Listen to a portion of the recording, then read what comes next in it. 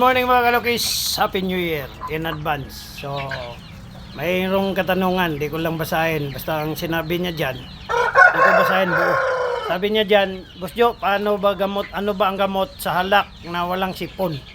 So, kadalasan kasi sa halak, dadaan sa sipon yan, mabaho, bago magkalak. So, ako, duda ko sa kuan bro. Tingnan mo yung ngala-ngala ng kuan mo, baka may kanker lang. Ha? Yung ngala-ngala. Pihitin mo dito, palabasin mo yung ngala-ngala niya. Kung may puti dyan, yan yung dahilan. So kasi kung hindi naman nalak, kahit na gaano natin painumin yan ng gamot, tapos kanker lang pala dito or yung sampaga, di talaga gagaling yan. Di talaga gagaling, di talaga tatablan. So yun yung importante, madetermina natin. Kasi pag may halak kasi, mabaho yan, unang-una, nagkakasipon yan.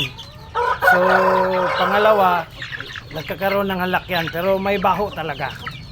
So check mo muna bro, madali lang naman ang gamot sa halak. Painumin mo lang ng Primoxil at saka Doxilac, tag-iisang tablitas for 7 days. Tapos magturok ka ng 0.3 doon sa mga lalaking manok mo, Bacterid for